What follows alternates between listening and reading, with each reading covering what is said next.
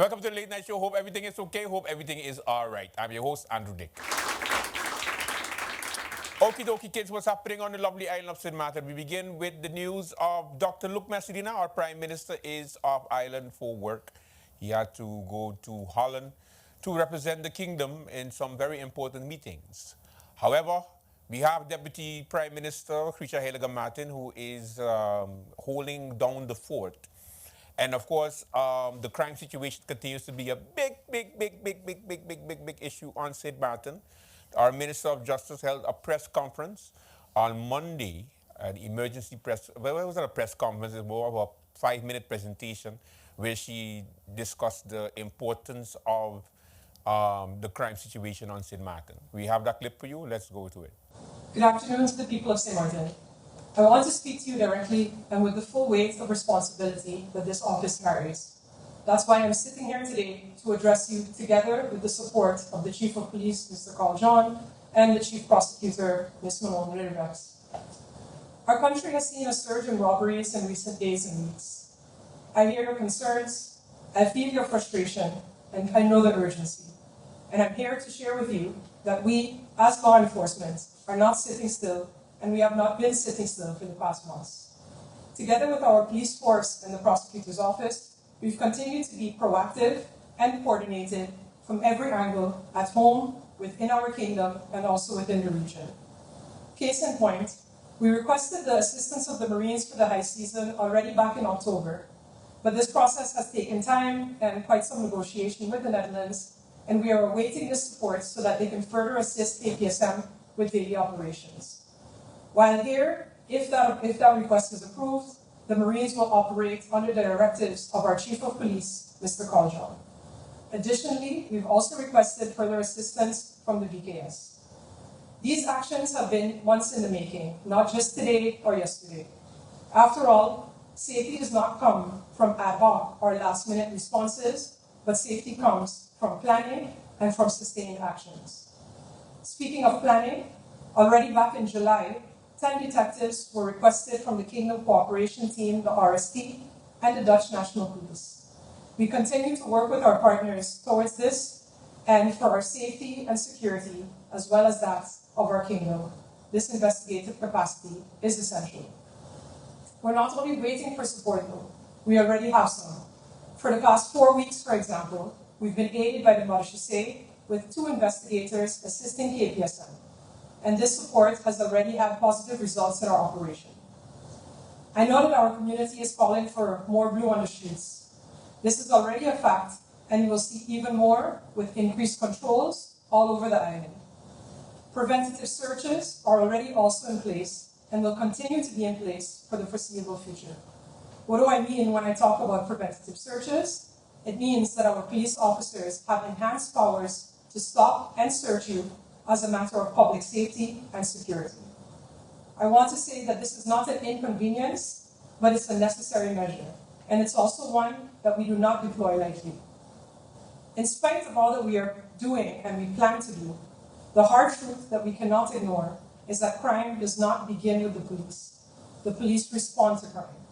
We have to take a hard look at where crime can grow, in our homes, our neighborhoods, our schools, and the places where we fail to take care of our basic needs. The police and prosecution service are at the end. We as a community need to stand up, and we need to stand tall to make our homes and our lives safer as well. This is the only way that we can move forward and help our law enforcement in the long run.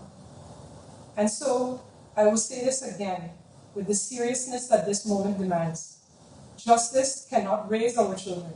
Whether they're small, they're grown, justice cannot supervise every street corner or every business establishment. Justice cannot rebuild the social fabric of this country alone. We, as a community, need to be the strong, steady thread holding that social fabric together. If we have law enforcement doing its part and the community helping along, we must support this with sustained, multi-year funding to grow our police force, modernize policing, expand investigations and detention capacity, strengthen the use of technology to build a stronger and more resilient foundation. This is the level of investment I will continue to advocate for loudly, firmly, and unapologetically, because our people deserve nothing less. To our community, we stand with you. Stay vigilant, support your neighbors, and if you see something, say something. To our officers, your commitment is visible. To our government partners, prevention is all of our responsibility. Let's invest sustainably in safety in this country. To St. Martin, we will get through this with unity, accountability, and long-term structural investment. We will restore stability and peace of mind. I thank you very much for your time, and please continue to follow our pages for more updates as we navigate this. Okay, that's our Minister of Justice. We'll take a commercial break. When we come back, more late night.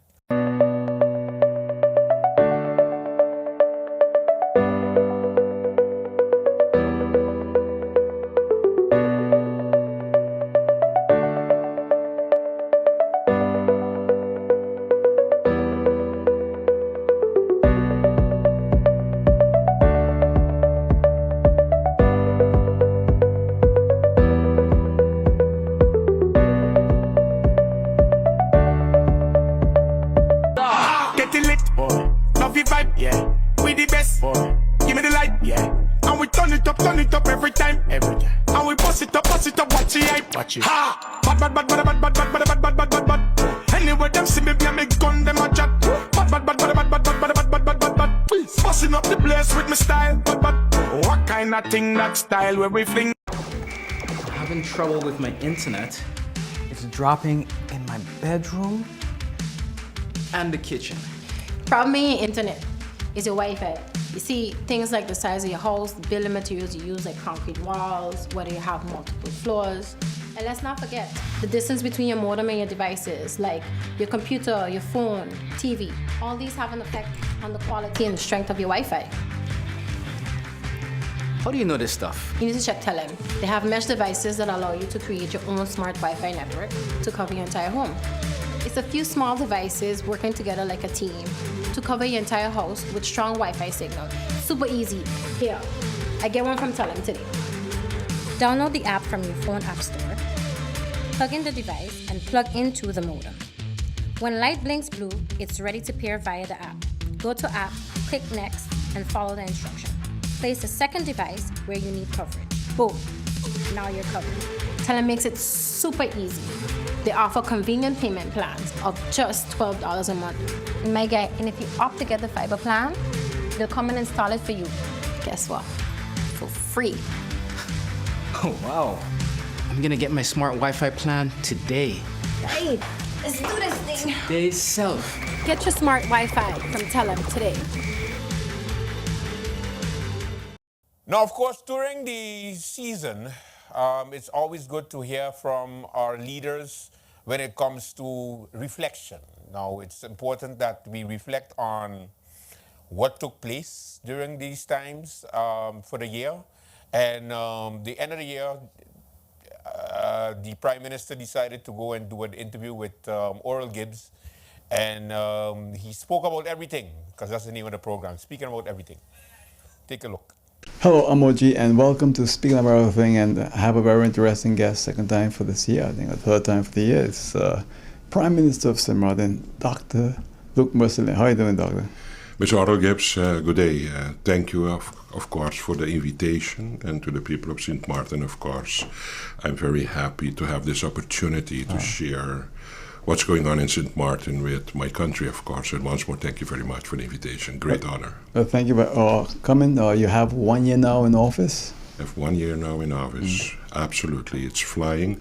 As you know, we started first in the 3rd of May. Right. We started as the first Mercilina Cabinet 1. And after 2 weeks, we had this incredible negative surprise that it threw down the government.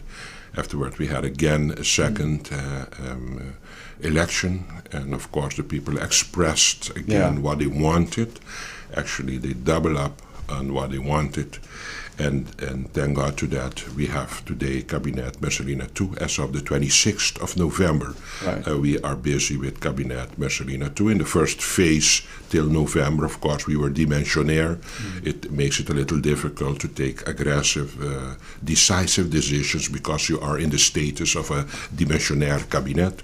But since November the 26th of 2024, of course, because you're completely mandated in full power, we had the opportunity to govern completely the way it should be. And we are actually now a year further after Cabinet Messelina II. So, what have you learned in your first year, and have you been able to maneuver the landmines?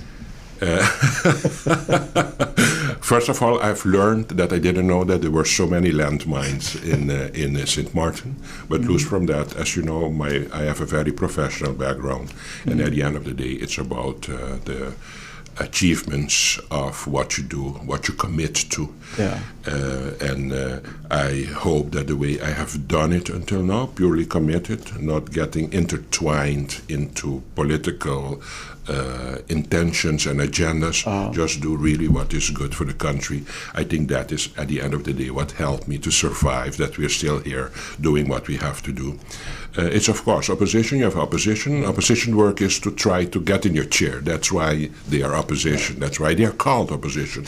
But on the other side, that is normal in a democratic system. But what we have to do is just keep focused and just do what we need to do for this country, realizing that we have a lot of backlog of work for years already that we're still trying to straighten up, to get a good foundation for us to move forward and continue working on nation building for this country. Well, you said the backlog is decades. Decades of backlog that expressed itself in the socio-economic status that our people, a majority, is nowadays. There's a backlog in education that is expressed in our educational system and level of our country. Right. And of course, we see it some insufficiencies in our justice system and in our healthcare system. And we have neglected all those because we were hypnotized by the dollar and thought that we had to only focus on making the dollar with the tourism, and we forgot that we had to work on all the pillars necessary to actually propel in a responsible way our country. And that's why I say we neglected education, we neglected justice, we neglected and also healthcare, of course. So we're working hard to get things back on track. Yeah. As you know, we are working very hard now. Since I started, you remember there was a whole discussion about the hospital being only in the foundation phase. Looking good now. I tell you, because you know it's my baby too. Yeah. My big dream, of course, is for us to one day open this new hospital to offer the people of St. Martin a higher standard and state-of-the-art hospital for this country, because I really think people deserve great health care for in their nation. Are we going to have doctors to man that hospital? And that's why I'm working now on a healthcare professional registry. I'm busy, by the way, now with it, and almost ready with the draft legislation. That we as a country are going to determine who are the professionals that we're going to let in our system to work in our healthcare system to serve our people. This professional healthcare registry is almost in the final state, in the sense that we are now thinking to finalize it. It has to go to the Council of Ministers. Once approved, it's going to go first to JZNW, the Legal Affairs Department, for evaluation. Then it comes to the COM. After the COM, it goes to the Raad van Advies, the Council of Advice, and then it goes to Parliament. And I hope for sure, in my tenure, to give the people of St. Martin a healthcare professional registry that will help us to leave professionals in, not only from the Netherlands, but from the countries that we think that has a good standard of medical education, that we think can be an extra asset to the healthcare for our country. Right now, you have to have that registration from the health ministry in the Netherlands, right? In the Netherlands, and I'm against that. Okay. I have been educated in Europe. I did my basic medical education in the Netherlands. After that, I went 6 years to Belgium, to Leuven. I did my surgery. I came back. So it was okay for me because I had this big registration. But looking back, doctors from South America, doctors from Colombia, doctors from Cuba, what is wrong with them? Nothing wrong. I have worked with doctors from the region here. There is a fantastic good standard of healthcare in other countries surrounding us, but even with even better understanding of the culture and the mentality of our people here in the Caribbean. So I think with adding this healthcare professional registry, we're going to give the people of St. Martin a better option in healthcare professionals to serve them. You know, when you look around the islands in the region like St. Kitts, Antigua, Barbados, they have many of their own medical doctors. Yes. We don't have that. And we're in a system with the Netherlands where it makes it extremely difficult. Sometimes race plays a role in that too. How do you see us progressing when we have to go and shop around for doctors from Latin American all over again, while we're not taking care of trying to get our own who can understand our people better? Yes. As I told you, Mr. Otto, we have neglected all fields in this country in the past, and we never asked ourselves the question, where do we want to be with this St. Martin in 10, 15, 20 years from now? We never had a long-term vision for this country. And because we didn't have it, we never thought on the idea of should we not educate our own children, students, to become great professionals to come and serve their country. I hope now, with having a little more vision for the country, that we are going to work on those statements that you just made, because I really believe it's time now to concentrate, as I just said in the beginning, in the introduction, on nation building for the country. And you cannot propel with your nation building if you do not have a responsible professional treasury, human resources to help you push your country. Mr. Prime Minister, it takes 10, 15 years to build that. You know, that's why it doesn't happen overnight. Absolutely. And that's why we are late already. We had to start this 10, 15 years ago. We did not. Okay, all of a sudden, I'm in the seat now. I have to assume my responsibility, realizing our insufficiencies that we had from the past. We can turn back and say, okay, and continue hammering on the past. We have to stop that. Just realize where we are today and where we have to be tomorrow. And that's why, for example, I'm very proud that I'm busy working on this healthcare registry for medicals to come to St. Martin and see how we can change the direction that we're going with this healthcare and also increase the level of care for the people of St. Martin, combined with a new hospital that deserves good medical professionals to give good service to the people of St. Martin. We have I think 2 or 3 doctors at the hospital now from Venezuela. Fantastic. But how did they come in then with the system that you... By trying with persons like me to convince the system that these doctors are of great level to assist in our healthcare. And we are talking about great doctors. Dr. Ramos, Dr. Rojas, and Dr. Pinto are 3 professional urologists from Venezuela. If you see the intensity, their commitment, devotion to what they're doing for the people of St. Martin, and the level of care that they're giving, there is nothing wrong with professionals that are specialized in the region, and these 3 doctors are an example that we can do it different. I've heard it from their patients. Incredible. Their patients speak very highly of very them. highly. Yeah. And they're giving a very high standard of care on the field of urology for the people of St. Martin.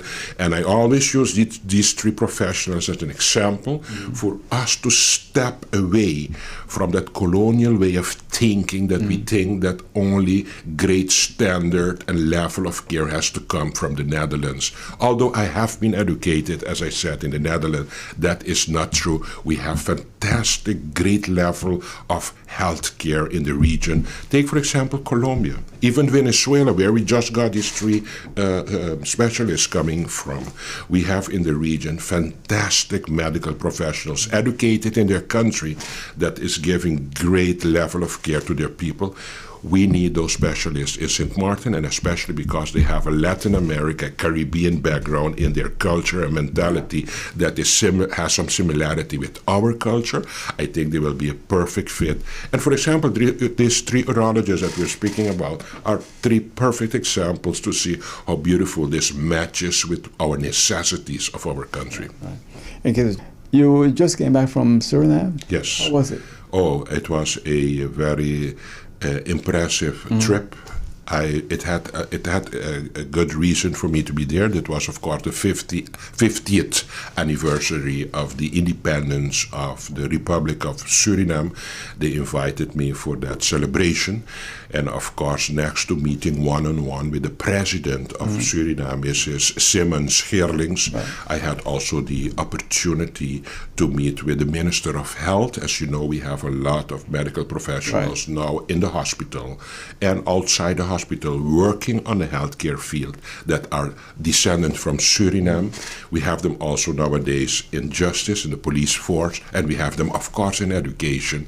So I went and I spoke with the Minister of Health, especially to see if we can continue with the exchange program for us to get more assistance from Suriname for especially medical professionals to assist St. Martin. Further, I spoke with the President herself and also the Minister of Foreign Affairs, and I proposed for us to see if we can start the negotiation to get a direct connection between Suriname and St. Martin with the Suriname Airways. That would be great for 2 reasons. Of course, it's going to bring extra tourists and other countries to St. Martin, and on the other side we're going to use it also for a connectivity, for trade exchange, that we can also transport cargo by plane to get to St. Martin. Especially also because I had a meeting with the Minister of Agriculture, and I also had a meeting with the Chamber of Commerce of Suriname. If you see how many diversity Suriname has in production, it's incredible. They are fantastic in their quality of wood. They are very known for their vegetables that they have, poultry, eggs. It's a lot. Suriname is producing milk also. They have what they call the Melk Centrale. I visited the Melk Centrale, and we are now in negotiation, but it all depends if we get the direct flight line from Suriname to St. Martin and vice versa. In that way, we can, of course, because some products are time sensitive, so we are trying to get the line established, and then we can move on with the agreements that we made with each other. Did you get to meet the king when you were there? No, because I came a week later after. Who I met there is, of course, the Prime Minister of Curaçao, Mr. Pik Pisas, and I also met the Prime Minister of the Netherlands, Mr. Schoof. And we had a good conversation, and it's always about ways to improve the relationship between the countries in the kingdom. But it was a great momentum for me to be in Suriname, especially if we can start importing goods from Suriname to St. Martin, especially poultry, eggs, vegetables, wood, milk. There is a lot that we have discussed, and I think there are great potentials for a trade between Suriname and St. Martin, but I told you it depends a little if we can get the line crystallized between Suriname and St. Martin. But from all parties, there is great intention for us to make this happen. So I'm hopeful in this project. When it comes to the frontline workers in St. Martin, I've had different politicians here have asked questions about it. But it seems like it's not going away. What's really happening there with the firefighters and so forth? First of all, Mr. Otto Gibbs, there is some wishes from the fire department. I don't know why, but there is a misunderstanding that I'm not cooperative with that. It's not true. I have agreed with everything that the fire department wants. Even lately, I appointed a mediator that is going to continue the mediation and the negotiation with the fire department. So that is even appointed, and it's a matter of just to move on and get those wishes arranged. It's all about the function book for the fire department. It's about the placement process that is binded and linked to the new function book. And it's about the retroactive payment, and fourth about the mediator. So all the four points that I just mentioned, being the function book, placement process, the retroactive payment, and the mediation, there is an agreement on. So I think it's now the time for us to just sit on the table and work it out for it to happen. So from my side, there is no resistance, and the union knows that. It represents the firefighters too, that there is from day one goodwill and good intention to make this happen. In the past, the fire department has enormously been neglected. I have the feeling I'm the first prime minister that is actually trying really out of my heart to fix this fire department, and I will prove to the world that I will get it arranged for them to get what they deserve. They have been in the past neglected. Believe me, they are hardworking people. We need them in this community. They are the frontline workers. And on the other side, government has entertained them in a lot of negotiation, but they never came to a fruitful conclusion and achievement at the end. And I'm going to prove now that we are going to get to great tangible solutions for the fire department. And I realize that they have been neglected in the past, and I would like to change this sentiment by trying to achieve and realize all the demands that they have. And all of them has been met. And I think it's a little distrust because all governments before me have entertained this conversation, but those conversations never led to crystallized solutions. And now again, they are a little reluctant, why I can understand. But believe me, we are going to get through with this fire department. So you think that will be resolved by January of 2026? No, it's about heavy stuff. It's about a function book that we have. That takes so long. Yeah, but that is realized. We have, in March, we have published the new function book. So it's ratified, that's one. Now comes the moment for the placement of the individuals working by the fire department. For that, I had to get a landsbesluit for the plaatsingscommissie to place them, a placement committee. You need a landsbesluit for that, a national decree for that. I have that ready. We have to have also an objection committee in case you disagree, that there's a possibility that a committee can handle that case. And after that, we have to go through a claim process. And with that claim process, we're going to do the calculation on what has to be paid back to you retroactively. So that is all at place now. And secondly, after that, we're going to do the retroactive payment. And hopefully, with the function book, the placement, the retroactive payment, we will get where we have to be, because it's not that we are doing something for the fire department, it's that they deserve what they are fighting for. And not now that I'm a prime minister. They deserve this years already, and that's why now it's time for us to sit seriously with each other. But as I told you, there is some reluctancy because they cannot believe that this government is really going to do what they say. Well, I guess they've seen what happened with the police and how long it took. How long it took. That is an example for them too, that they refer to, that they say, but look how difficult, and the progress is not going fluently enough, and that makes them more reluctant. But in general, I think the way I'm setting up and guiding this, but it takes time. For example, the placement, until you go through the placement process, until you go through the objection process, until you get to the claim process, until the calculation are made, it's going to take a few months to understand the whole context before you can realize what you have to realize, what they want as part. But it's not that we're doing them a favor. I'm telling you, sitting here, they deserve it. Only it takes some time and good structure for you to be able to realize all what has to happen. I want to come to GB, and I want to touch with you on the billing, because everybody, I haven't met a person who don't have an issue with billing. Yes. So sometimes GB will make you feel like you're trying to cheat them. It's just the reverse. Yes. GB is trying to cheat us as customers. And I think it's unfortunate for GB to ask the customers to go back to April or March of 2022 when they had that hack, or March, somewhere there. Yep. And then find all your bills when you pay on, even when you pay on account, because I've made payments on account, for example. When I go to speak with them, they take the money and put it how they want, but they never tell you. Mr. Prime Minister, this situation is not going to go away if it stays the way it's happening right now. And that's why it cannot stay like it is now. Something needs to be done. Of course, and I will tell you, the first problem that we have, that GB has the monopoly. That means that, as they say, they do it, you just said it, the way they want. It's not possible. We had yesterday, or the day before yesterday, we had a meeting in Parliament, a closed-door meeting, in which the same concerns has been expressed on the floor of Parliament in a closed-door meeting, in which, again, those concerns that you just expressed has been discussed yesterday.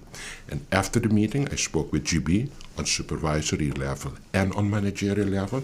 I told them, guys, it's time now, if you want to do successful business in this country with credibility, you have to start to show some empathy with what is going on in this country. And there is a lot of lack of empathy, realistically, on the reality of this country.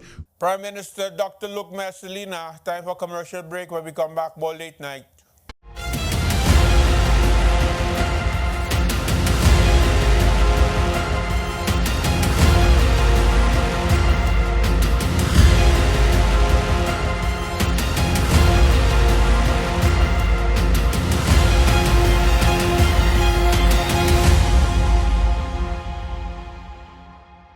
A new day begins. The sun rises over St. Martin, bringing new energy, new possibilities. This island was built on resilience, progress, and the strength of its people. Our connection is what moves us forward. It links our communities, our businesses, our families.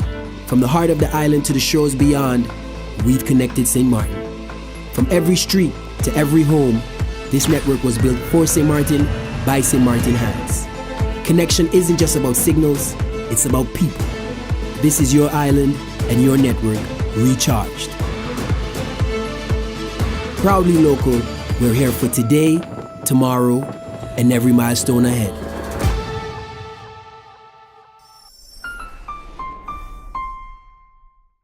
All right, time for your throwback. Let's see what we got for you. We got something good for you, all right? I know. You're thinking, Andrew, what are you wearing? It's for a bit. So, take it easy. I hope you had a good post-election. St. Martin has chosen. St. Martin has made up its mind.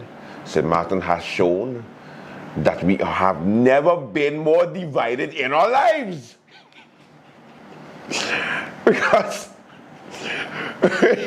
we gotta just make 3 big parties now. That makes sense. Who completely don't agree with each other. And then we're gonna make like small ones, 2 and 1, 1 and 1, and then figure it out. That's what I just do now. Figure it out. We don't know what we want, but we want something. We don't know yet. Figure it out. St. Martin's supposed to be a real place. Anyway, the results of the 19th of August elections. We're going to break down. We're going to go piece by piece, block by block. In a few, we're going to start off with Natalie Tackling, the head of the, Voting Bureau. And then after that, we discuss. This is live. We are live, ladies and gentlemen. Tell a friend to tell a friend. Let everybody know. Okay, so whatever happens live stays in the live. Sounds so kinky. Whatever happens with Dick stays with, nope, pause. Nope, I'm not saying that, I'm not doing that. No. Whatever happens on late night stays on late night. That's a shirt. And the only reason why I wear the colors is because I believe, and I always believed, in these 2 parties and all the other parties, you know, because I was always fair. Natalie Tackling, head of the Voting Bureau, giving you information about yesterday's election, early this morning. 49, the National Alliance 2,264, the ECE 136, the Democratic Party 2,069, the OMC 521, the Now Party 1,245, the UP 2,038, PFP 1,942, and URSM 2,230. This means that the seats will be allocated preliminarily as follows. The SAM will have 1 seat, the National Alliance 3 seats, the Democratic Party 3 seats, the Now 1 seat, the UP 2 seats, the PFP 2 seats, and the URSM 3 seats. Based on our preliminary candidate results, these seats will be allocated as follows. For the SAM Party, Franklin Myers. For the National... Welcome back to the Late Night Show with Andrew Dick. First of all, I would like to thank the presentator from yesterday's elections. She did such a good job. The way she pronounced it, the way she just stood there, she was tired. You could see it afterwards, but she kept it professional. And I must say that we will never forget, my dear, the amount of times you said, 0, 0, 0, 0, 0. I would have switched it up. Null, null, null, null, null, 0, 0. I don't know how you can watch the television as a candidate and hear these people call your name. Omar Utley, 500. Luke Messerina, 20,000. Andrew Dick, 0.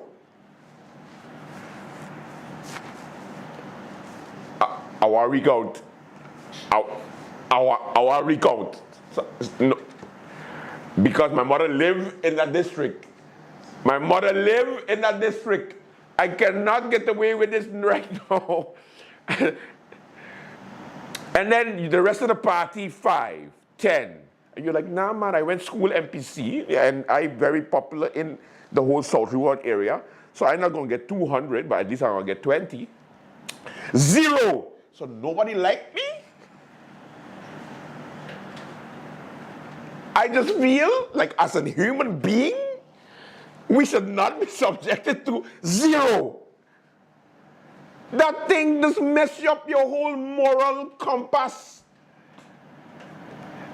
So how it is when people come to you, these party leaders who get 5, 6, 7, 800 votes, and you little ass just be just there like all excited, like, yes, I want to represent my country. I want to represent my country. I'm a professional and I know what I can bring to the table. And then you just have to come and just 0. Ooh. And you know what the worst part is? Imagine in your own district, you're that neighbor that just always help. You're that neighbor that when they just come to you and ask for a Tupperware, you just end up giving it to them and then they just forget it and then they just act like they don't know that they have it, but then you just act as if, you know what, I'm not going to mention it because I don't want to rude and I'm going to eventually run, so maybe they're going to remember.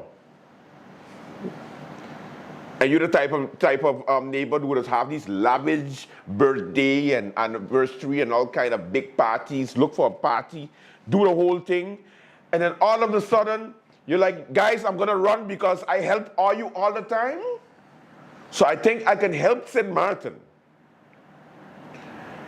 And then in your own district on the night of elections, you hold a watch party. Let me say it again. You hold an election watch party and you have drinks. You got finger snacks. You got alcohol, which you're not supposed to have. You then sit down and you're like, I'm excited. And this lovely young lady comes up on the screen and says, good evening, we have your results, ladies and gentlemen, of the different polling stations. And we're going to go into the individuals. So then when it starts off very sweet, because you first hear that you get the the district. So St. Peter's for the National Alliance, 500 votes. So you're like, I don't want to brag, but I kind of popular in St. Peter's. So I think at least 100 of those votes is mine. But I don't want to brag. I'm not a bragger. So everybody at the party like, hey, Ethan, in your neighborhood, in your house. And then when they get to your name for the individuals and they say,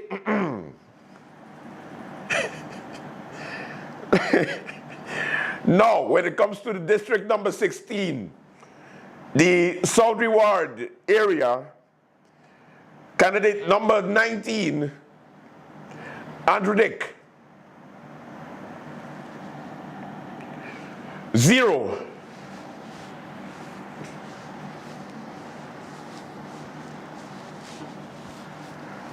And everybody like,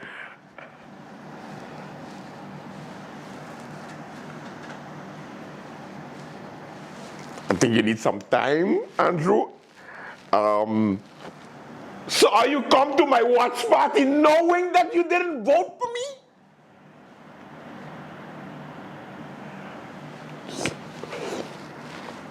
Things rough, Andrew. I needed $250. I hear all the time. I am here for you all the time.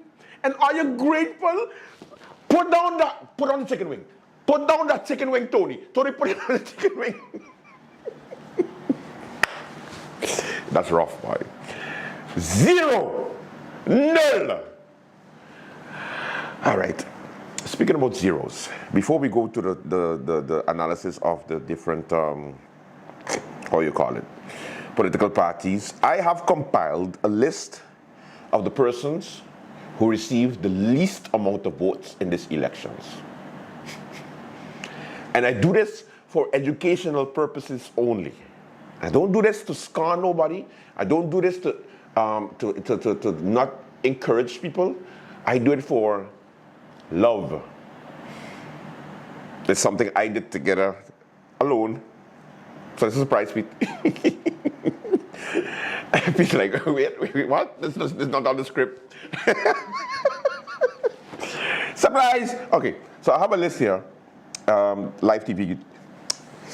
And we are going to go piece by piece, one by one, on, and you can't laugh because the only people that you have to commend are the people who are brave enough to put their name on a political list and are able to walk with their head high the next day at their job, the co-workers, their bosses, the clients that they always help, knowing that you receive 0. And you just say, this is Andrew Dick, customer service, how can I help you? You know, we always here for you. I wouldn't be able to take it emotionally. I would just go like, emotional damage. Nobody looked for me for 1 week. Don't ask me nothing for a whole week. Hey, Andrew, what's up, boy? Hey, hit me up with a thumb up there now. You didn't vote for me, nigga. You didn't vote for me. What happened to you? Relax, man. That was so yesterday.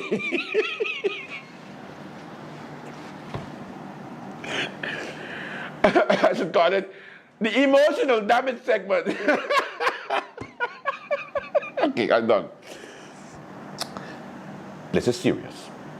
Welcome to the live edition of the late night. This is what it looks like. Okay, this is starting to look a bit too ridiculous. But you get it. Sam get a seat, so that's why I was wearing it for Frankie, my boy. Frankie, I always believed that the Sam would have done very well. So yay, Sam. My Nzinga hat. Okay. And I had to wear the USM colors because I hear, you know, USM might get justice and they might deport my ass. So USM is always what I believe in. I thought I had to worry about Olivia getting elected, but now USM was like, oh, Dick don't want to be funny no more. Huh? I'm like, listen, I'm going to wear the colors from now on. USM. All right. So let me go to the emotional damage segment. Emotional damage!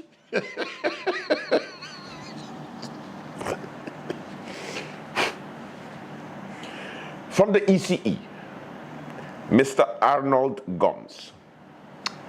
Is Arnold or Armando? Arnold Gomes.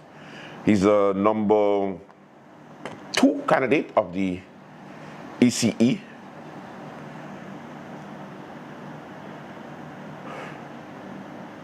Out of 22,000 people, Arnando, if I could call you that, out of 22,000 people, 1 person voted for you.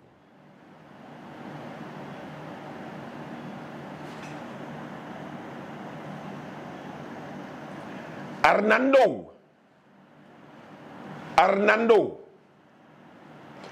out of 22,000 voters in St. Martin where you live and reside,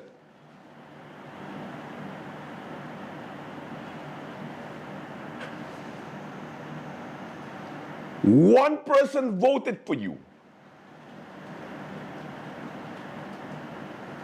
That most probably means you voted for yourself.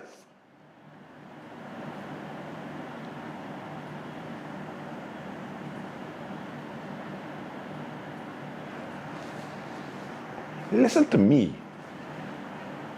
If I ever have to run in an election and out of 22,000 voters, I am the only one who believed in myself, and everybody that I lived with for the past 38 years on this earth doesn't even give me a vote, it will change the landscape of St. Martin forever, because I will be the biggest villain this island has ever had. I will be Mr. Scrooge McDuck. I will be the most saltiest dick in St. Martin. Pause. Arnaldo, 1 person out of 22,000 people said no. 0.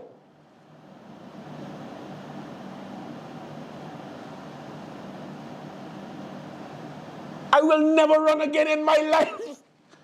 That means where I work, my co-workers, my Chinese, my whole family.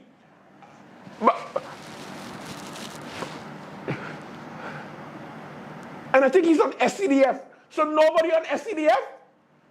Like nobody? So nobody?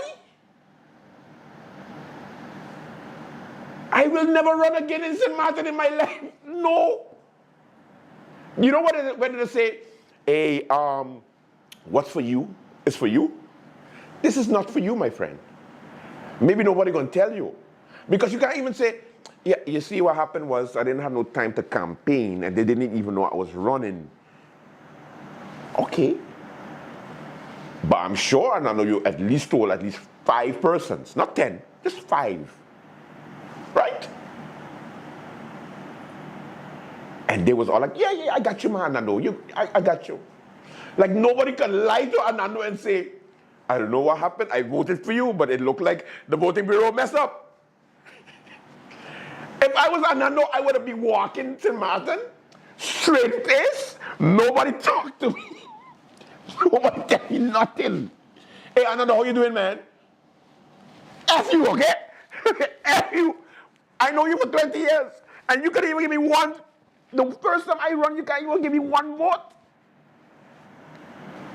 Emotional damage. They got more, but it's just crazy. It's wild. Okay. I forgot to share the link on my Facebook page. Pete, you got it? The live TV. I forget to share this on the late night page that we live. So most of the internet world don't know. And if you don't know, now you know. So I have a whole list of the different persons who received. Okay, no, I'm doing it live as I speak, so it's fine. We're going to do the commercial after the second name. Emotional damage! Okay, let me go back to the names. All right, so we have a number of persons who received the less amount of votes in St. Martin history. The next one you have Cervantes Hernandez Escobar. Which one is that one? That sounds familiar. Cervantes, on the DP. Oh, he's on the DP. I think he was number 22, 21. Yeah. Cervantes Hernandez Escobar from the DP received 2 votes. That's 2 votes. He received 2 votes. So he and somebody else out of 22,000 persons was like, we got this. I bring an experience and votes to the Democratic Party. They're going to get 3 seats because I here with my 2 votes. Well, guess what? Congratulations, because they got 3 seats. Thank you, Hernandez.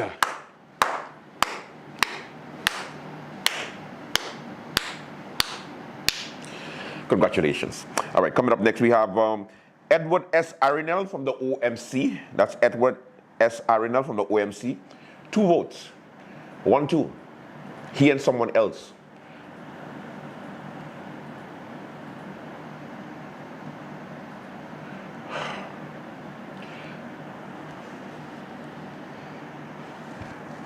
How do you function as a person in society knowing that nobody has confidence in you at all?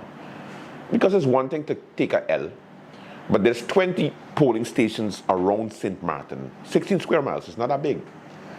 So how is it possible that nobody?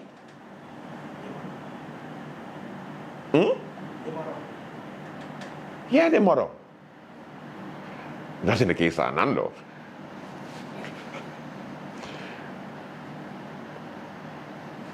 Listen, I don't know his living situation, but one person, Anando, you only voted for yourself. Okay, sorry. It's rough.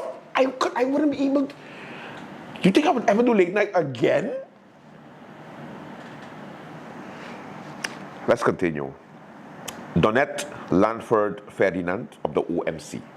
Yeah, OMC takes some L's. I gotta throw. Okay. Edward S. Arinel, OMC 2. Dorette Lanford Ferdinand, OMC 2. Marlon Hodge of the PFP 3. Marlon. This is what, your 3rd election? The 4th election. He was with the UP before, I believe, and now he is on the PFP. Now, let me tell you why Marlon is one of those lucky people that is going to continue grow in the society, because he is an amazing person. Because I know him personally. Bartender, you get him as a bartender, you get this guy is hilarious. The way he deals with you, professional, bam, bam, bam. Like first time I met him, he was like, hey, I know who you is, Andrew Dick, right? Hey, good job. How much drinks you want? 5, 6? Hey, let's go. Like, I like this guy, yay, take my money. And then he went into politics and I was like, yay, okay, cool. But you joined the perfect team. Why you joined the perfect team, sir? It's because they've been kicking ass from the time they started politics, so therefore you really don't need no votes. Do you really need it? You're like, hey, nobody likes me. Clearly, because how it is, Mr. Hodge, the Hodge family is so big. Like, just give me 5 hours, you know. Like, back me up. Like, the Hodge family is one of the biggest families in St. Martin. One of. And no Hodge? Like, no. I ain't saying to look for a last name and go like, hey, this is my last name, this is her last name, hey, let me give it a vote. No. But family, what's going on, family? Don't be giving me emotional damage. But guess what he could say? I don't care what you say because my party in government. That is it for Late Night Show. Thank you so much for watching. Don't forget, the Lions Bingo is coming up. It's this upcoming weekend at the Ali's Convention Center. Don't forget to support the Lions Bingo. It's the island's biggest bingo. All right, and don't forget to like, subscribe, and follow Late Night with Andrew Drake on Facebook and on YouTube. Bye-bye.